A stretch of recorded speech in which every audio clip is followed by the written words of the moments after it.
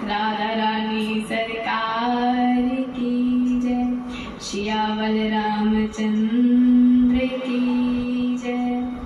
पवन सुत महाबली हनुमान की जय। आइए आज की परम मंगलमय कथा में प्रवेश करने से पहले कुछ हरि नाम संकीर्तन का आश्रय लेते हैं। उसके तत्पश्चात हम कथा की ओर बढ़ेंगे। आइए सभी लोग तालियों का सहयोग करते हुए भजन की ओर चले।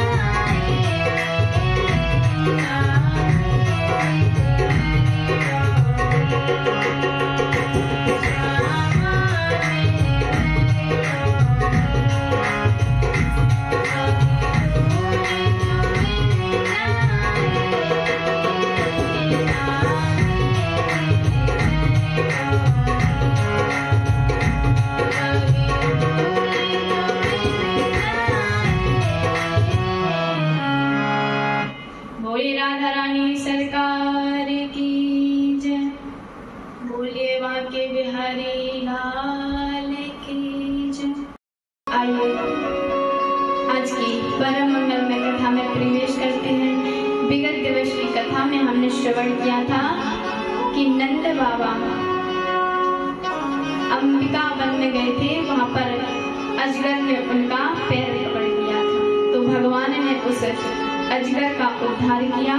उसके बाद श्री सुखदेव जी महाराज आगे का वर्णन कर रहे हैं कि अब आगे एक दिन की बात है, सखा दाऊ जी और गोपियों के साथ बिहार की लीला करने के लिए भगवान चले। उसी समय एक शंखचूड़ नामक असुर आया और चित्रलेखा नामक सखी को ले गया। अब जैसे ही उसको ले गया तो उसी समय दाऊ दादा ने देखा, तो दाऊ दादा ने जाकर के उस शंखचूड़ का वध किया और जो उसमें से ज्योति निकली वह श्री दामा में समा गई और जो उसमें चूड़ामणि निकली वह ठाकुर जी दाऊ दादा को दे दिए। बोलिए असुर निकंदन भगवान की जय। अब आगे श्री सुखदेव जी महाराज युगल गीत का वर्णन कर रहे हैं। अब इसके बाद सुखदेव जी महाराज बता रहे हैं कि एक बार अरिष्ठासुर नामक असुर ब्रज में आया। अब जैसे ही ब्रज में आ रहा था तो वह अपने पैरों से धरती को खुदता हुआ आ रहा था। उसी में धूल उड़ाता हुआ भगवान की तरफ आया और जैसे ही ठाकुर जी ने देखा तो ठाकुर जी ने उसकी दोनों लातों को पकड़ करके आकाश में घुमाए और धोबी पछाड़ मार दिए और उसका भी गोविंदाय नमो नमः हो गया। बोलिए सुर निकंदन भगवान की जय। अब आगे एक दिन कंस बहुत चिंतित बैठा था। उस समय नारद जी भगवान की प्रेरणा से आए तो कंस ने कहा, आइए नारद जी महाराज, आपका बहुत बहुत स्वागत है। और नारद जी का बड़े अच्छे से पूजन किया। अब जब पूजन किया तो कंस उदास बैठा था। अब नारद जी पूछे, भाई कंस क्या बात है, तुम बड़े उदास बैठे हो, क्या बात है? तब कंस बोला, गुरुदेव क्या बात बताऊं? नारद जी बोले, बोलो आपको चिंता क्या है?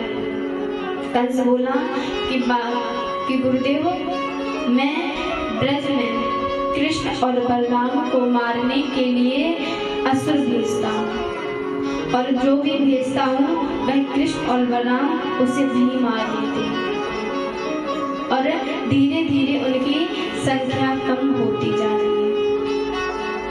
नारद जी ने कहा, कंस मैं तुम्हारी चिंता को एक पल में दूर कर दूंगा।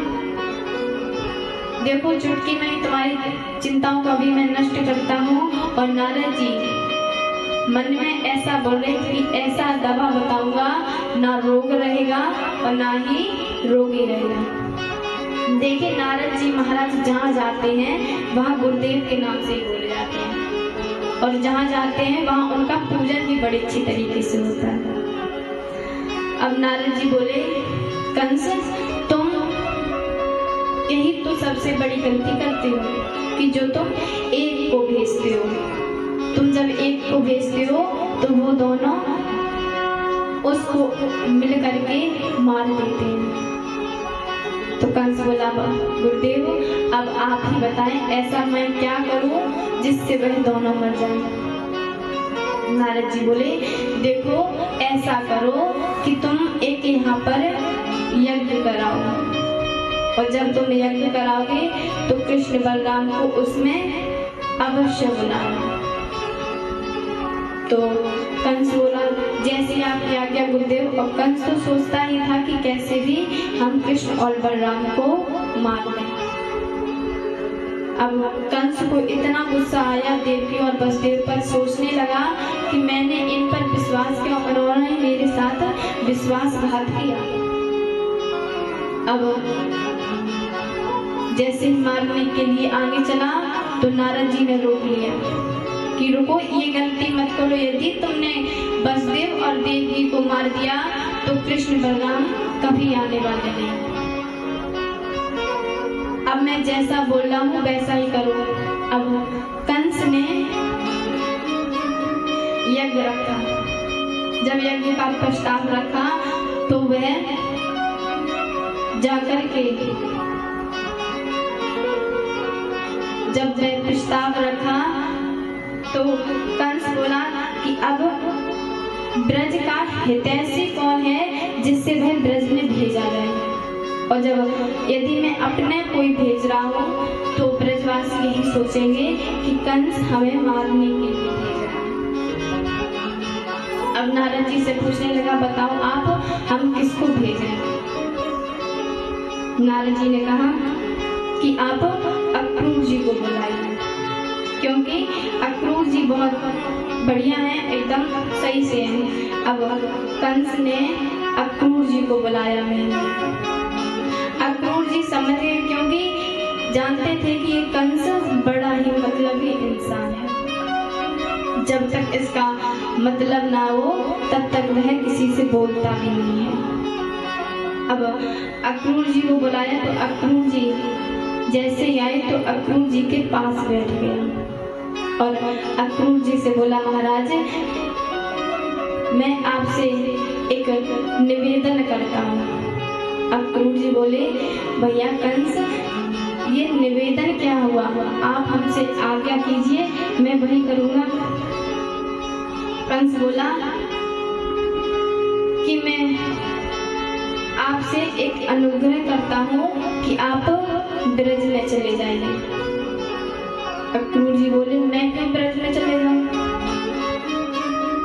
अक्रूर जी मन में सोचे, यदि मैं मना कर रहा हूँ तो कंस मुझे यहीं मार दे रहा है और वहां जाऊंगा तो कम से कम भगवान का दर्शन तो करूंगा। अब अक्रूर जी हाँ कर दिए। अब अक्रूर जी जब हाँ कर दिए तो अक्रूर जी से बोला, तुम यह जाकर के ब्रज में बोलना कि कंस ने बहुत विशाल आयोजन यज्ञ का किया है और उस यज्ञ में सभी ब्रजवासियों को आना है, विशेष रूप से कृष्ण और बलराम को तो अवश्य आना है। अब अक्रूर जी महाराज सोच समझ गए और जैसे ही समझ गए तो अक्रूर जी महाराज बोले, ठीक है जो महाराज आपकी आज्ञा। और अक्रूर जी वहां से सुबह के टाइम से निकले। अब जब प्रातः काल निकले तो रास्ते में अक्रूर जी महाराज को चलते चलते भगवान के चरण चिन्ह मिल जाते हैं। अब जैसे चरण चिन्ह मिल जाते हैं तो उसी में से अक्रूर जी महाराज नीचे उतरे और उसी चरण चिन्ह में लेटने लग जाते हैं। जहाँ कहीं भी भगवान का चरण चिन्ह दिख जाए वहीं पे अक्रूर जी उतर करके उसी चरण में रज में लेटने लग जाते हैं। अब अक्रूर जी सोच रहे हैं कि मैं जाऊंगा तो मुझे भगवान कैसे मिलेंगे,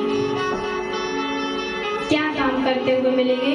तो अक्रूर जी मन में सोच रहे हैं कि मैं यही चाहता हूँ कि भगवान मुझे सायंकाल में मिले और दोहनी के वक्त मिले। जब मैं जाऊं तो उसी समय चाचा जी कह करके दौड़ेंगे और मैं उनको गले लगा लूंगा। भगवान उनकी मनसा को समझ गए और जब समझ गए तो भगवान बोले, जैसी आपकी आज्ञा चाचा जी। अब जैसे सायंकाल में पहुंचे अक्रूर जी महाराज तो कृष्ण और बलराम दोहनी के लिए जा रहे थे। जब दोहनी के लिए जा रहे थे और जैसे ही अक्रूर जी महाराज को देखे तो कृष्ण बलराम चाचा जी कह करके दौड़े और अक्रूर जी महाराज ने उनको गले लगा लिया। अब कृष्ण और बलराम अक्रूर जी महाराज से बोले कि चाचा जी आपकी जो मनसा है वह तो आपने मुझे बता ही दी है। अब आप मैया और बाबा से यह मत कहना कि कंस ने बुलाया है, यह बोलना कि सभी ब्रजवासियों के सहित कंस ने बुलाया है। विशेष रूप से ये मत बोलना कि कृष्ण बलराम को बुलाया है, नहीं तो मैया और बाबा और ये ब्रजवासी हमको जाने नहीं। अब अक्रूर जी नंद बाबा को मिले। जब नंद बाबा से मिले तो नंद बाबा को कंस का संदेशा सुनाया। अब जब मैया ने सुना कि कृष्ण बलराम को लेवे काजे अक्रूर आयो है तो मैया विलाप करने लग गई। तब ठाकुर जी बोले मैया तू रोवे मत, मैं आज जाऊंगा और कल रहूंगा और परसों आ जाऊंगा। मैया कह रही है लाला देख तू कहत रोवे मैं परसों आऊंगा, पर मोए ऐसे मेरे हृदय में आ रहा है कि तू परसों कहत रहो पर तू परसों आएगा नहीं। अब जैसे सारी गोपियों को पता चला कि अक्रूर जी कृष्ण और बलराम को लेके आ जाए, तो सारी गोपियां विलाप करती हुई नंद महल की तरफ दौड़ी। गोपियां कह रही कि हे पिताता तेरे हृदय में दया नाम को बिल्कुल भी लेस ना है, तो मैं बिल्कुल भी दया नाम कोई चीज ही ना है। पहले तो जीव को मिलावे और मिलाए के वाको पूर्ति ना है पाए, बाकी प्रेम की पूर्ति ना हो पाए, बातें पहले ही तू विच्छेद कराए। तेरी चेष्टा तो बालक की तरह है, जैसे एक छोटा सा बालक बारूद में अपना छोटा सा घर बनाता है और जैसे ही उसकी इच्छा पूरी हो जाती है तो उसे बिगाड़ करके घर चला जाता है। बालक की भांति ही तेरी चेष्टा है। और या क्रूर को नाम या अक्रूर को नाम अक्रूर कौन ने रख दियो, या को नाम तो क्रूर होना चाहिए, क्योंकि ये हमारे नेत्र कृष्ण और बलराम को लेके आयो है, ये हमारे कृष्ण और बलराम को दूर कर रहे हैं। अब सभी गोपियां अपने अपने महल से नंद महल की ओर दौड़ी आई। एक गोपी विरह में इतनी आतुर हो गई कि कुछ भी ना देख रही, ऐसे रोई जा रही है, अपने ओढ़नी भी ना ओढ़ी। तो रास्ते में कुछ ब्रजवासी बैठे थे, तो ब्रजवासी बोल रहे कह रही गोपी थोड़ी लज्जा तो कर ले, थोड़ी तो बहुत तुम्हें शर्म हो तो आके नेक शर्म कर ले और तू ओढ़नी ओढ़ ले। गोपी बोली जब हमारे प्राण प्रीतम ही चले जाएंगे तो फिर मैं इस ओढ़नी को ओढ़ के कहा करूंगा, ऐसी लज्जा को मैं कहा करूंगा। और रोती हुई चिल्लाती हुई विलाप से गोपी गोविंद माधव दामोदर आदि नाम से पुकारते हुए नंद महल पर आ गई।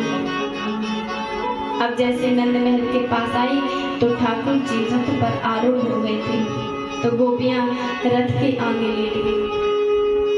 गोपियां कह रही हैं कि प्यारे यदि आप जाओगे तो ये रथ हमारे ऊपर से होकर के जाएगा।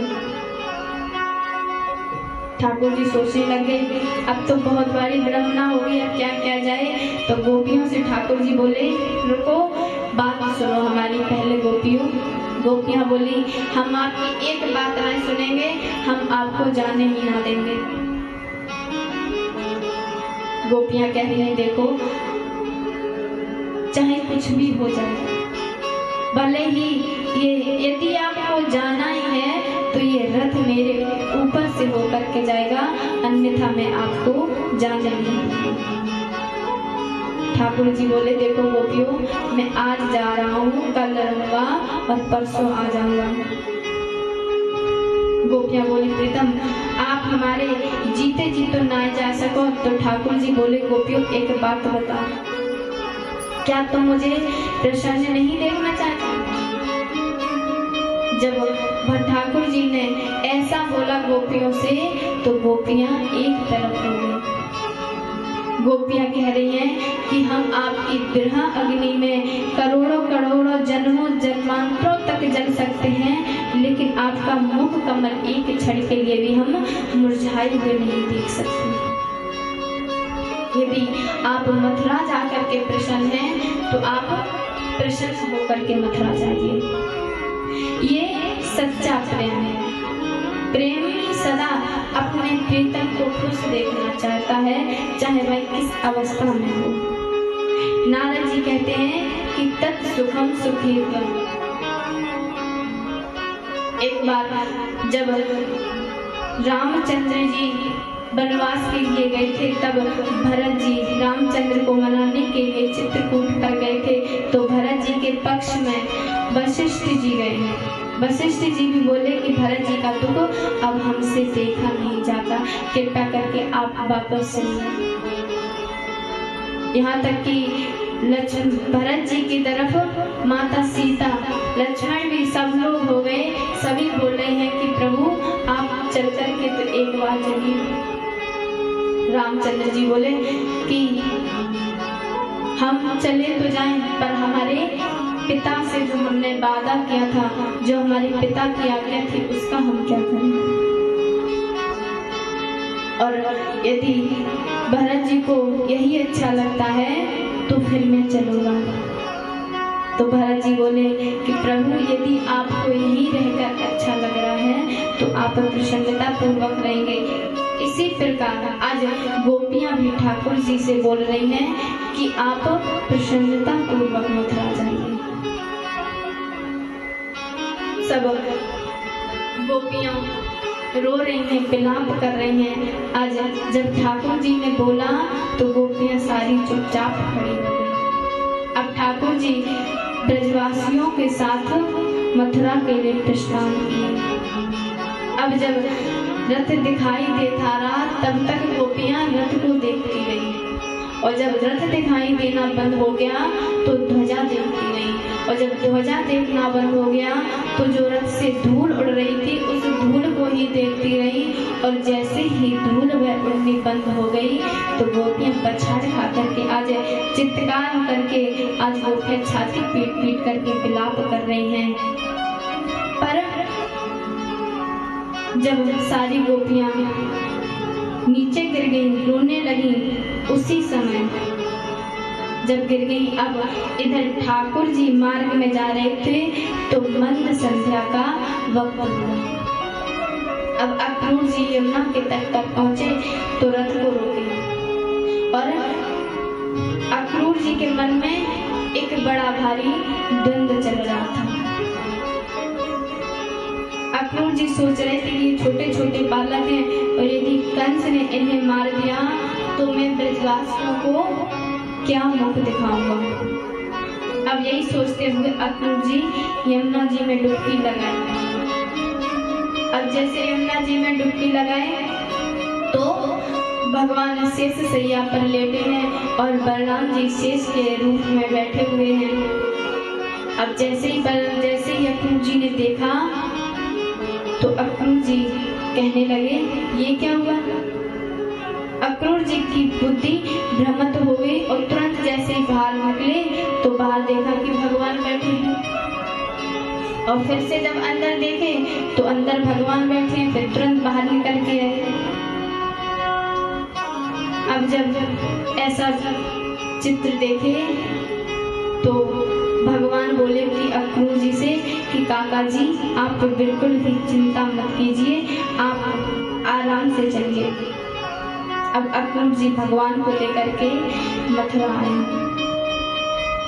अब जब मथुरा आए और विश्राम घाट पर ठहरे, अक्रूर जी निवेदन किए कि प्रभु घर चलिए। ठाकुर जी बोले कि अभी तो मैं नहीं आऊंगा, अभी मैं कंस का उद्धार करके आऊंगा, कंस का काम तमाम करके ही आऊंगा, लेकिन उसके बाद में आपके घर अवश्य आऊंगा। अब अक्रूर जी महाराज तो घर चले गए। अब ठाकुर जी विश्राम घाट में ठहरे और नंद बाबा से बोले बाबा मोया नगर में थोड़ा सा भ्रमण करना है। नंद बाबा बोले देख कन्हैया ये अपनो ब्रज ना है, ये कंस की नगरी है, ये तो मथुरा है, और यदि तेने थोड़ा सी भी गलती की तो तुरंत कंस के दूत तो पकड़ करके जेल में बंद कर देंगे। ठाकुर जी बोले ना ना बाबा ऐसे हम उद्यमी ना करेंगे, शांति से नगर को दर्शन करेंगे। तब नंद बाबा बोले देख लाऊ तू यहाँ से बड़ो है तो तू यहाँ के साथ चलो जा, और जाए तू लेकर जा, और देखे रहिए ये कछु उदम ना करे। अब ठाकुर जी सभी सखाओं के साथ दाऊ के साथ नगर में भ्रमण के लिए निकले। धाम धाम काम सब त्यागी, मनोरंग नित लूटन लागी। अब जैसे ही नगर ब्रजवासियों ने सुना कि कृष्ण और बलराम आए हैं और नगर में और नगर में दर्शन के लिए आए तो सभी नगरवासी ऐसे दौड़े दौड़े आए हैं जैसे निर्धन व्यक्ति को धन मिल गया। अब जैसे ही दौड़े दौड़े आए तो जैसे ही भगवान रोड से निकले तो जितने भी उस मथुरा के नगरवासी थे वह सब वहां निकल के आ गए। जो नई नई बहुएं थी वह घर के झरोकों से झांक रही हैं। अब जैसे भगवान आगे निकले तो सभी लोग भगवान का स्वागत कर रहे हैं। कोई माला चढ़ा रहा है, कोई फूल चढ़ा रहा है। अब भगवान राम अवतार में आए थे तो मर्यादा पुरुषोत्तम में आए थे, लेकिन अब कृष्ण अवतार में लीला पुरुषोत्तम में। तो यहाँ शर्म नाम कोई चीज ही नहीं है। जब राम अवतार में आए थे तो शांति से जा रही थी,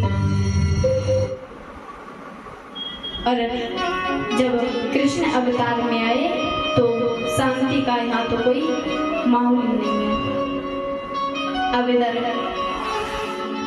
जो जितनी भी नई नई नारियां थी वह झरोके से माला फेंक रही हैं, तो ठाकुर जी लपट के उसकी ओर भागते हैं और उसका माला भी अपने गले में ले लेते हैं। कोई पुष्प फेंकता है तो जैसे समय सोच देखते हैं कि हम फूल तो आगे की तरफ जा रहा है तो भगवान तुरंत जाकर के उसका फूल भी ले लेते हैं। इस प्रकार से ठाकुर जी के नगर में स्त्रियों को मोहित करते हुए अपना दर्शन प्रदान करके उनके नेत्रों को सफल करके प्रभु आगे बढ़े। अब आगे एक सखा बोले, यार कन्हैया हमें पता ना है तो कि या ब्रज में या मथुरा में इतने बड़े बड़े लोग भी रहते हैं। हमें देख हम कहाँ ऐसे ही वस्त्र पहनने चले आए, जो गैया चला रहे थे वे वस्त्र पहने आ गए। हम लोगों ने तो वस्त्रों ना पहने, और जो नगर की स्त्रियां कहा कह रही होंगी कि फटीचर से जाने कहाँ से आएंगे। अब कन्हैया बोले हो कि यार ऐसी कछु बात ना है, चल आगे करके कछु व्यवस्था करेंगे। अब ठाकुर जी अपने जैसे आगे बढ़े तो एक धोबी मिला। अब जब कंस का धोबी मिला तो धोबी से बोले, राम राम मामा जी, क्योंकि मामा जी के यहाँ पर सारे मामा जी ही लगे। अब धोबी चारों तरफ देखने लगा कि हमें मामा किसने बोल दिया। अब जब वह देखने लगा तो ठाकुर जी बोले, हम ही बोल रहे हैं मामा जी। ऐसा बोले हैं मामा जी कि जितने वस्त्र हैं इस वस्त्र हमारे सखन में दे दे। अब जब वह बोला कि कहाँ गांव के गवार वाले फटीचर से आ गए, और जैसे यह बोला तो भगवान को गुस्सा आ गया। भगवान ने कहा कि हमारे सखाओं की इतनी बेइज्जती। तो भगवान ने एक थप्पड़ दिया और वह चला गया, और जितने वस्त्र थे वह सब वहीं छोड़ करके चला गया। अब सारे सखन ने वस्त्र पहन ले, किसी ने ऊपर वाला पहन लिया तो नीचे की कोई जरूरत ना है, और किसी ने नीचे का पहन लिया तो ऊपर ही की जरूरत ना है, ऐसे पहन रही थी। अब एक सखा बोलो कि कन्हैया ये वस्त्र कैसे है, यहाँ में तो हम नजर ना आए, कौन से हमें। ठाकुर जी बोले, देखो चलो आगे करके इसकी भी व्यवस्था करते हैं। अब भगवान आगे बढ़े तो एक दर्जी मिला। अब जैसे ही दर्जी मिला तो दर्जी से भगवान बोले, राम राम मामा जी।